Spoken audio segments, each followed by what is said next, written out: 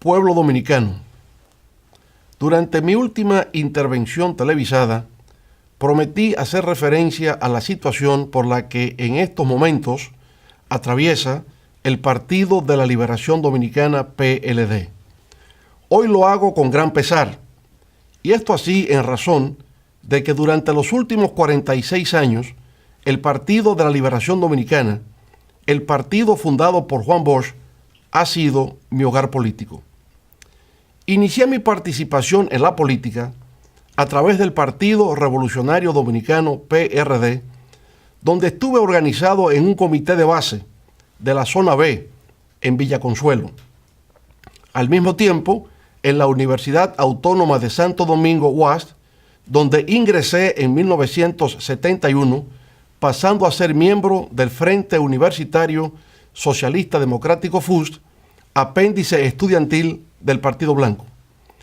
Pero tan pronto se produjo la ruptura del PRD en noviembre de 1973, pasé inmediatamente a formar parte del PLD, así como de su núcleo universitario, la Fuerza Estudiantil de Liberación FEL. Eran los días de consignas como las de ser PLDista es ser un soldado valiente, consciente y disciplinado, de la creación de la Ciudad de la Alegría en la universidad y de la realización del Congreso Salvador Allende. A decir verdad, cuando miro hacia atrás, reconozco que el PLD ha sido clave en mi vida. Ahí empecé como miembro de un círculo de estudios, luego como miembro de un comité de base, posteriormente como activista en la línea noroeste y después de 12 años de militancia como miembro del Comité Central. Escribía para el periódico Vanguardia del Pueblo, donde era responsable de su sección internacional. Durante varios años fui director de la revista política Teoría y Acción. En adición, llegué a desempeñar los cargos de secretario de prensa y secretario de Asuntos Internacionales. Toda esa experiencia ha sido recogida en mis libros, Años de Formación y Años de Avance.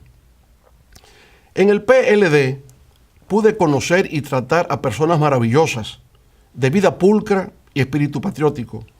Establecí relaciones con seres humildes, con líderes sindicales, con campesinos, profesionales, comerciantes, músicos, poetas, pintores. En fin, tuve el inmenso placer de desarrollar vínculos con personas íntegras, sensibles, laboriosas, impulsadas tan solo por el único deseo de ser parte de un hermoso proceso de transformación económica, social y política en la República Dominicana. Naturalmente, la gran suerte de mi vida fue haber tenido el honor y privilegio de establecer unos lazos afectivos de trabajo y amistad con uno de los más destacados pensadores y líderes políticos de la época contemporánea, no solo de nuestro país, sino de América Latina y el mundo, el profesor Juan Bosch. Esa relación me transformó para siempre. A través de sus escritos aprendí a conocer sus ideas y comprender el mundo. Leía con avidez sus textos y quedaba tan impactado que hasta me aprendía de memoria párrafos enteros de sus libros, como por ejemplo, Crisis de la Democracia de América en la República Dominicana, Dictadura con respaldo popular y el Pentagonismo, sustituto del imperialismo. Pero compartir con él, escuchar sus análisis y comentarios sobre diversos temas, oír sus recomendaciones, asimilar sus enseñanzas, esa fue la gran experiencia que no solo me brindó una orientación, sino que le proporcionó sentido y significado a mi existencia. En las elecciones de 1994 fui candidato a la vicepresidencia en la boleta electoral que por última vez llevó el maestro Juan Bosch como aspirante a la presidencia de la República. Más rápido de lo previsto, 2 años más tarde, en 1996, ostentando la representación del Partido de la Liberación Dominicana, subía por vez primera las escalinatas del Palacio Nacional. Lo hacía con orgullo, con ilusión, porque comprendía que nuestra generación había encontrado la gran oportunidad histórica para introducir cambios trascendentales en la vida nacional. Así lo hicimos. ese primer gobierno del PLD, de 1996 al 2000, fue para muchos un gobierno ejemplar. Constituyó un nuevo capítulo en la historia nacional. No solo simbolizó un cambio generacional en la vida política del país, sino una transformación sustancial en la calidad de los servicios, la modernización y el progreso del pueblo dominicano. En algunos sectores se ha levantado la pregunta del por qué, si presuntamente ese gobierno fue tan bueno, no resultamos victoriosos en las elecciones presidenciales del año 2000. A eso también respondí en su momento diciendo, los que no saben por qué perdimos es porque nunca entendieron por qué ganamos. Con eso quería hacer referencia al hecho de que nuestro triunfo en las urnas en el 1996 no se debió a que como organización política tuviésemos una base electoral propia, sino a la circunstancia de que en la primera ronda electoral tuvimos una migración de votos reformistas a nuestro favor, y en la segunda vuelta el pleno respaldo del doctor Joaquín Balaguer y del Partido Reformista Social Cristiano. En la construcción de una base social propia de apoyo electoral, el PLD alcanzó su clímax en el 1986, cuando conquistamos el 18% de los votos. 4 años después, en 1990, cuando hasta ese momento obtuvimos nuestro mayor índice de desempeño electoral, alcanzamos cerca del 35% del respaldo popular. Pero ese 35% no era enteramente nuestro. Había un segmento importante de ese núcleo de electores que había migrado del PRD hacia nuestra organización con la intención de procurar un triunfo sobre el Partido Reformista Social Cristiano. En las elecciones siguientes de 1994 sufrimos el único descenso electoral luego de que en 1978, cuando solo conquistamos el 1% de la votación, empezamos a crecer en cada proceso electoral siguiente, alcanzando el 9% en 1982, el 18% en 1986 y a cerca del 35% en 1990, como acabamos de señalar. La gran conversión del PLD en la principal organización política del país, luego de que el profesor Bosch plantara su semilla, empezó realmente a tener lugar en ese gobierno de 1996-2000. En las elecciones presidenciales del año 2000, logramos alcanzar cerca del 25% de los votos. Hasta entonces, en toda la historia del PLD, nunca habíamos conquistado tal nivel de votación contando con nuestra propia base social de apoyo. Para el 2002, a pesar del llamado ciclón batatero, que le proporcionó al PRD el dominio de las cámaras legislativas y un gran número de alcaldes, lo cierto es que ese partido en tan solo 2 años descendió de un 49% de las votaciones a un 42%, mientras el PLD ascendió de un 25%, como acabamos de indicar, a un 33% de apoyo de los electores. Así pues, para el 2002 ya el Partido Morado representaba el 33% del electorado nacional. 2 años después, en 2004, con motivo de la devaluación del peso dominicano, la hiperinflación y el colapso del sistema financiero, generados durante el gobierno del PRD, retornamos al poder con casi el 58% de los votos bajo la consigna que repercutió por todos los confines de la República de "epa fuera que van". A partir de ese momento, el Partido de la Liberación Dominicana se transformó en la más exitosa organización política de la historia nacional. Desde entonces ha cosechado 6 triunfos electorales consecutivos, por encima del 50% en los niveles congresuales, municipales y presidenciales, todos, insisto, por encima del 50%. Si a eso se añade la primera victoria de 1996, entonces serían 7 de las 9 elecciones que se han celebrado en el país durante los últimos 23 años. Como me correspondió el honor de encabezar el primer triunfo del 1996 y desde el 2002 hasta la fecha, he sido presidente del PLD, esto es, desde hace 17 años, puedo afirmar, sin caer en ningún acto de inmodestia, que he estado en el corazón o en el centro de por lo menos 6 de esas 7 victorias. Distinguidos televidentes, a pesar de que dentro del PLD, como en cualquier organización política, siempre abundan los conflictos, los que actualmente afloran dentro de las filas del Partido Morado nada tienen que ver, por lo menos de mi parte, con un tema de egoísmo o lucha de poder, como a veces erróneamente se afirma a través de los medios de comunicación. Tienen que ver más bien con lo que considero son problemas de valores, principios, actitudes y comportamientos en la vida política. Y el primero de esos valores y principios se refiere a su vez a la Constitución de la República. Durante mi primer periodo de gobierno, el doctor Joaquín Balaguer, pensando de buena fe en el futuro del país, me propuso formalmente la realización de una reforma a nuestra Carta Magna con la finalidad de presentarme a una reelección presidencial en el año 2000 para un segundo periodo consecutivo. Agradecí en los mejores términos esa propuesta por parte de esa leyenda de la política nacional que es el doctor Balaguer, pero opté por declinarla, indicándole al viejo líder que en la historia de los pueblos de América Latina y de la República Dominicana, cada vez que un hecho así ocurre, genera fuertes tensiones políticas, dando origen a gobiernos dictatoriales.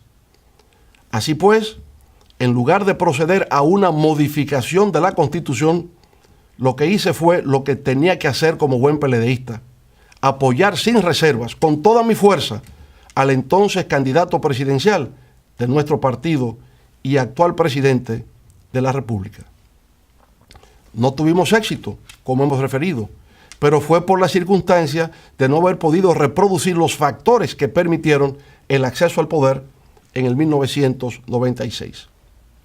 Ahora bien, en esos comicios del año 2000, los resultados finales fueron 49.8% en favor del candidato del PRD y 24.7% en respaldo del candidato del PLD. Eso significaba, desde el punto de vista legal, que tenía que realizarse una segunda ronda electoral. Eso así en razón de que para ser proclamado como ganador, el candidato del PRD requería alcanzar el 50% más 1 de los votos. No los había conquistado, pero de hecho había ganado, pues en la percepción pública ya se vislumbraba como tal. En ese contexto, nuestro candidato, que, insisto, solo había capturado cerca del 25% del electorado, presionaba a la dirección del partido para que se formara una comisión del comité político a los fines de visitar al doctor Balaguer, en procura de conquistar su apoyo para una segunda ronda electoral. El anciano caudillo reformista, viendo la realidad del cuadro que se presentaba, desestimó la propuesta. No hubo segunda vuelta y el candidato del partido del Hacho fue finalmente proclamado como ganador. Lo que cabe observar aquí, sin embargo, como característica, es la obstinación frente a lo imposible del entonces candidato y hoy presidente de la República. Fue la primera vez que puso en evidencia ese rasgo conductual de no comprender los límites de las cosas, sino considerar que, por mera voluntad, todo es posible. Para el 2004 resultaba incontrovertible que yo sería el candidato, no solo del PLD, sino del país, para terciar en los comicios presidenciales de ese año, que ganamos en forma arrolladora. Al fin y al cabo, era el único referente viviente con experiencia para gerenciar el Estado, que entonces se encontraba sumergido en una grave situación de crisis. En el 2007, el actual presidente renunció a su cargo de secretario de Estado de la Presidencia para intentar obtener la candidatura presidencial por el PLD. Todas las encuestas de aquella época me presentaban como virtual ganador en las primarias del partido. Ninguna indicaba lo contrario. Era natural que así fuese. Después de nuestro retorno al poder, la crisis económica y social heredada del anterior gobierno se dio. Y aunque luchábamos con el impacto de la crisis financiera global y la del alza de los precios del petróleo y de los alimentos, precisamente en el 2007, todo indicaba que tenía la reelección asegurada. Además, en esa ocasión no tenía ningún impedimento constitucional. Mi antecesor la había modificado para su propio provecho político. Así, en esas condiciones, lo que normalmente se estila en el mundo democrático es que el gobernante de turno no es desafiado por ningún otro miembro de su partido, dejándole el paso libre hacia un segundo mandato consecutivo. No ocurrió así en el caso nuestro. El ex secretario de la presidencia nos desafió en la lucha por la nominación presidencial del PLD para las elecciones del 2008. De nuevo volvió a obstinarse y empecinarse con lo que resultaba una quimera imposible de alcanzar. Sucedió por consiguiente lo que tenía que suceder. Ganamos esas primarias de nuestro partido con un 70% a nuestro favor. El actual presidente, sin embargo, nunca reconoció nuestra victoria, nunca felicitó. Al revés, dijo que le había vencido el Estado. No participó en la campaña electoral, no se integró y el día de las votaciones, por si hubiese dudas, exhibió públicamente su voto para evidenciar que lo había hecho por su partido, el de la Liberación Dominicana. Supongamos ahora que hubiese ocurrido lo contrario, que el ex titular de la Secretaría de la Presidencia hubiese vencido en la contienda. En ese caso es evidente que habría humillado al presidente de la República, quien entonces no habría estado en condiciones de promover su candidatura al solio presidencial. De esa manera, por supuesto, nuestro candidato habría perdido, pero la obstinación frente a lo imposible ofuscó la claridad de pensamiento, conduciéndolo a una derrota inmerecida, la cual pudo haberse evitado. Algunos de los que hoy levantan sus voces de manera soberbia y altisonante dejaron entonces abandonado a su líder actual. Se aferraron complacientemente al nuevo gobierno y dejaron que el candidato derrotado emprendiera solo su travesía por el desierto. Pasado ese proceso, el hoy presidente se incorporó de manera normal a los trabajos del comité político. Hay quienes me han señalado que cualquier otro adversario distinto a mí, luego de lo acontecido, había procurado eliminarlo como competidor, tal como se predica en el clásico texto de Robert Greene, Las 48 leyes del poder. Sin embargo, no es mi caso. No está en mi naturaleza ser así. Para hacerlo tendría entonces que renunciar a mi propia condición humana. En las elecciones congresuales y municipales del 2010, el Partido de la Liberación Dominicana llegó a la cima de su gloria. Obtuvo 31 senadores, decenas de diputados y una gran cantidad de alcaldes. La mayoría de esos legisladores electos me visitaron a Palacio para indicarme que estaban a mi disposición para realizar una reforma a la Constitución que me permitiese un tercer periodo consecutivo. Se recogieron 2 millones de firmas para persuadirme de la necesidad de continuar al mando. Se realizó una gran concentración en el Palacio de los Deportes a tales fines. En mi intervención, sin embargo, dejé claro, sin titubeo alguno, que endosaba esos 2 millones de firmas al partido, debido a que la Constitución de la República me impedía una nueva reelección. Se aproximaban las nuevas elecciones presidenciales del 2012. El actual presidente de la República no marcaba bien en las encuestas. La primera dama, Margarita, por el contrario, se encontraba en una posición de preferencia. En una de las decisiones más difíciles de mi vida, le solicité a ella, sin embargo, que abandonase su legítimo derecho a aspirar por la candidatura presidencial, dejándole así al presidente el camino despejado para la obtención de su candidatura a la primera magistratura del Estado. Si en aquel momento hubiese intentado imponer a la primera dama como candidata, sabía lo que ocurriría. El partido se habría dividido, habríamos perdido las elecciones y yo habría sido el responsable histórico de esa derrota. Luego, con 30 puntos por debajo en las encuestas frente a su antiguo rival del PRD en los comicios del 2000, le ayudamos con gran dedicación y empeño para que viera cristalizar su sueño de ver la bandera tricolor colocada sobre su pecho. Todo eso se hizo a cambio de nada. Nunca se solicitó un ministerio, una embajada o un consulado, nada. Se hizo porque así nos formamos los PLDistas auténticos. Al presidente, en su hora de penumbra, no se le empujó hacia el abismo. En los momentos en que por razones de méritos le correspondía la oportunidad, hicimos hasta lo indecible. En circunstancias en que su candidatura aún no concitaba suficiente respaldo, le servimos de apoyo. Esa ha sido siempre nuestra forma de pensar y proceder. Creo en valores y principios.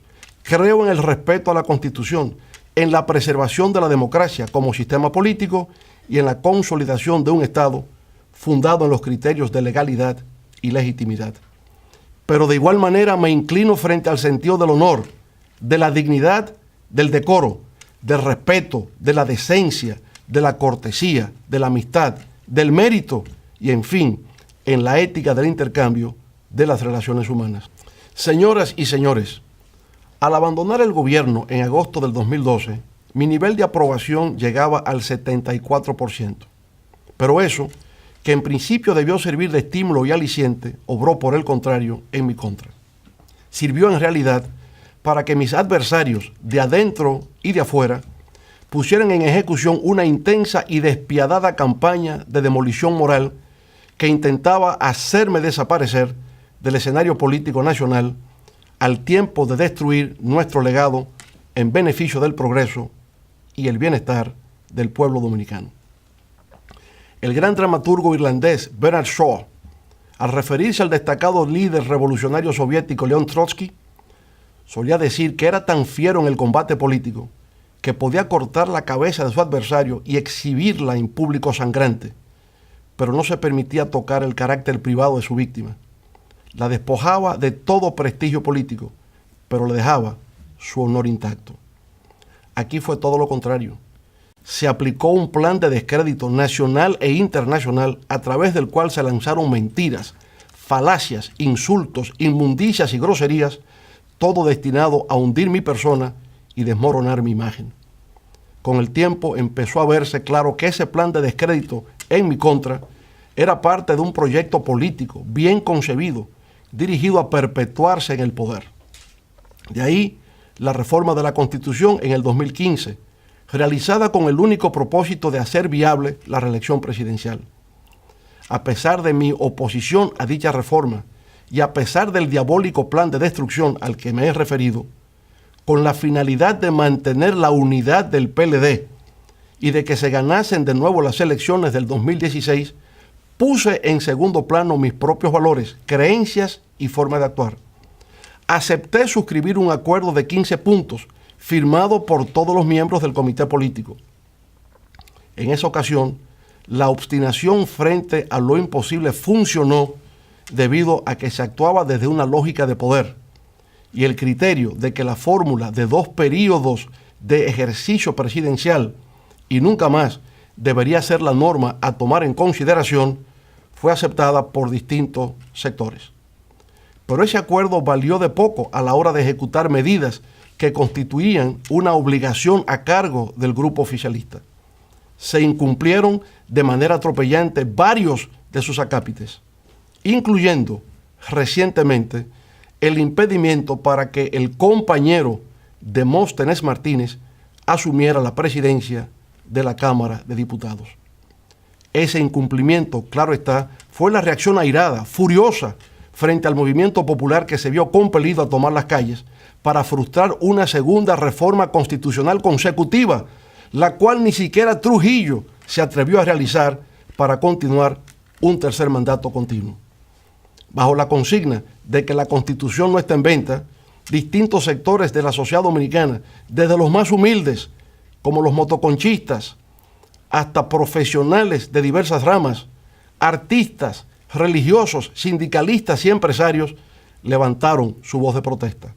Fueron días espléndidos e inolvidables de lucha, de batallar por una causa que al menos por un instante le devolvieron a la política un sentido de mística, de dignidad y de patriotismo. Luego han venido las elecciones primarias abiertas del PLD, celebradas el pasado 6 de octubre. Esas elecciones constituyen una mancha y una vergüenza en la historia del Partido de la Liberación Dominicana. Se emplearon todas las maniobras malignas concebibles hasta llegar a convertirlas en lo que realmente son: el primer matadero electoral automatizado del siglo XXI. A pesar de haberse hecho uso en forma grosera de miles de millones de pesos, de alzarse con todo el peso institucional del Estado, de contar con el involucramiento activo de ministros, gobernadores, directores departamentales, alcaldes y militares, la fuerza del pueblo salió triunfante. La fuerza del pueblo venció al Estado, demostró que a pesar de todas las adversidades y vicisitudes, es hoy por sí misma una fuerza política respetable, con peso específico en la República Dominicana. Las fuerzas gubernamentales ni vencieron ni convencieron, y para intentar imponerse, sus miles de millones de pesos invertidos resultaron insuficientes, pues tuvieron que recurrir, en adición, a la realización de un fraude electoral. Ese fraude estuvo programado para entrar en funcionamiento desde las primeras informaciones transmitidas sobre el resultado de los cómputos, pero se aceleró e intensificó cuando con el 90% de las mesas computadas la tendencia nos proyectaba como ganador. Fue ahí, precisamente ahí, cuando a partir de las 6:30 p.m., solo faltando por computar el 10% de las mesas o 200,000 votos sobre el 1.600.000 que ya se habían computado, que se produjo el fenómeno que ha dejado a destacados especialistas de la ciencia de la data y de las estadísticas en estado de desconcierto y de perplejidad. Nunca habían visto un hecho semejante. Aseguran que lo que se produjo fue por una de dos razones: por milagro o por fraude. Sostienen que lo acontecido en esa recta final de los cómputos fue algo inusual, que no parece responder a una causa natural. Esto último está dicho en lenguaje muy diplomático. En realidad, lo que se ha querido hacer significar es que lo ocurrido está más allá de la capacidad humana. Digámoslo claro, ni con el fraude que habían montado nos ganaban. A las 6:30 p.m. entraron en pánico, pisaron el acelerador y dejaron la huella del crimen. Manteniendo mesas abiertas hasta la 1:45 de la mañana del día siguiente a las votaciones, lograron que en las distantes provincias del sur votara el 70% de los electores, cuando el promedio nacional solo alcanzó el 25%. ¡Qué bárbaros! ¡Qué crimen contra el pueblo y la democracia! Ahora hemos solicitado que se haga una auditoría forense integral. Esa auditoría equivale a una especie de autopsia sobre el cadáver del fraude electoral automatizado. Exigimos que esa autopsia sea de verdad, siguiendo los estándares internacionales establecidos. Que los médicos patólogos a intervenir en ese examen lo hagan en presencia de nuestros equipos técnicos y de nuestros asesores.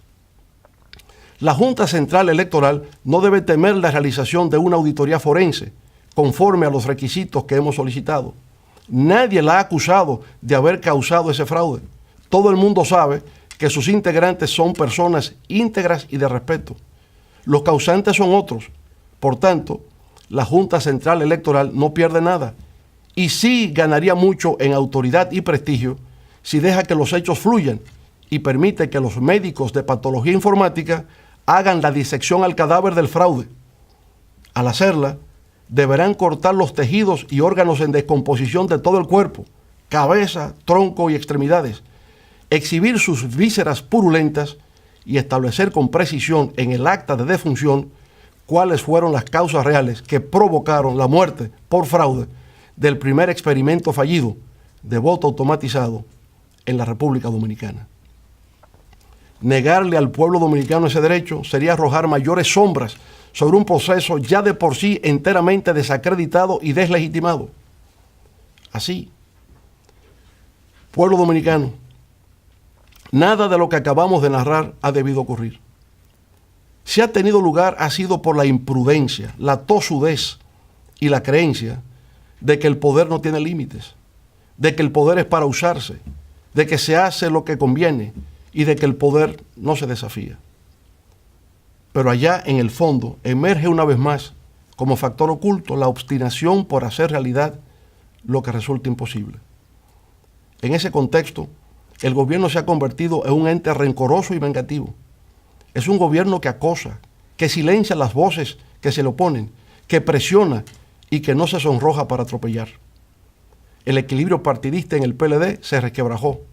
La facción grupal, ahora en forma de categoría de Estado, se instaló en el comité político a través de la creación de un cenáculo que para un partido de vanguardia recibió un nombre extraño e inapropiado, la OTAN.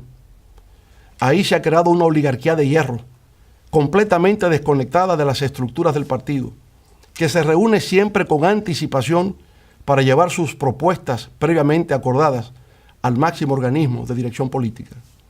Esa oligarquía de hierro opera en forma de una casta, no tiene visión de partido, en el sentido de ser una organización que integra y representa a todos sus miembros. Se comporta en forma autoritaria. Aún en condiciones de absurdo e irracionalidad, actúa solo interesada en la defensa de sus intereses grupales. Su noción de lealtad es bastante singular. Responde al poder de un decreto presidencial. El predominio de ese estilo de conducta en los más altos niveles de dirección del partido me ha hecho comprender que, sencillamente, el PLD de Juan Bosch ya no existe. La estrella se ha eclipsado. Las bases del Partido de la Liberación Dominicana siempre estarán en mi corazón, en mis desvelos y consideración. De ahí provengo, ahí están mis orígenes políticos. Por tanto, la conozco en su capacidad de sacrificio, de dedicación y de amor al pueblo. Donde quiera que me encuentre, esas bases del PLD recibirán siempre mi apoyo, respeto y gratitud. A lo largo de 46 años, es largo el recorrido que he realizado dentro de las filas del Partido de la Liberación Dominicana. He sido un hombre afortunado, he aprendido, he luchado y me he confundido con el pueblo para ser parte de su historia. En la memoria quedarán amigos, compañeros y tal vez muchas anécdotas que contar. Ahora, con mucho pesar, ha llegado la hora de partir. Sobre la marcha, tal vez sin advertirlo a tiempo, nos diferenciamos. Hay quienes no podemos vivir en medio de la mentira, el engaño, la manipulación, la doblez, el irrespeto, la petulancia, el incumplimiento de la palabra empeñada, la simulación, la hipocresía y la desfachatez. Después de haber vivido los 46 años más fructíferos de mi vida, de considerarme un humilde discípulo de la Escuela de Pensamiento de Juan Bosch, presento, de manera irrevocable, formar renuncia a mi condición de presidente y miembro del Partido de la Liberación Dominicana. Ahora, guiado por el Espíritu Divino, me esperan otros caminos por transitar. En principio, la creación de un nuevo proyecto político, la fuerza del pueblo, que procurará conquistar por fuera lo que desde adentro nos fuera usurpado, la esperanza del pueblo dominicano por siempre construir un mejor futuro. La fuerza del pueblo será un proyecto de unidad nacional que va más allá de unas siglas para representar los anhelos de las grandes mayorías. Será un proyecto profundamente democrático que apueste por el cumplimiento de las reglas de juego, la transparencia y la participación dinámica de todos los sectores de la sociedad. Será además un proyecto renovador en las formas y en el fondo, un proyecto cercano y humano, en fin, un proyecto de futuro integrado por hombres y mujeres, jóvenes y ancianos, capaz de devolver la esperanza y la confianza del pueblo dominicano en sus instituciones. En lo inmediato, con el apoyo recibido en las primarias abiertas el pasado 6 de octubre, continuaremos sumando a distintos sectores de la sociedad dominicana, deseosos de formar parte de una nueva organización política que abre sus puertas a la participación democrática. Estableceremos alianzas con otras organizaciones políticas, con la sociedad civil, con núcleos profesionales, con líderes sindicales y sociales, y de esa manera crearemos una fuerza de oposición tan potente que en poco tiempo contribuirá a reconfigurar el escenario político nacional. Con esa fuerza le haremos saber a los engreídos de Palacio que no se saldrán con la suya, que al pueblo se le respeta y que se preparen para escuchar por todos los confines del territorio la consigna de que para el 20 es para afuera que van. En estos momentos de emociones y sentimientos encontrados, por un capítulo de mi vida que termina y de otro que se inicia, me permito invocar las Sagradas Escrituras en el Salmo 23, que reza así: Jehová es mi pastor, nada me faltará. En lugares de dedicados pastos me hará descansar. Junto a aguas de reposo me pastoreará. Confortará mi alma, me guiará por senderos de justicia, por amor de su nombre. Aunque ande en valle de sombra de muerte, no temeré mal alguno, porque tú estarás conmigo. Amén. Muchas gracias. Buenas noches.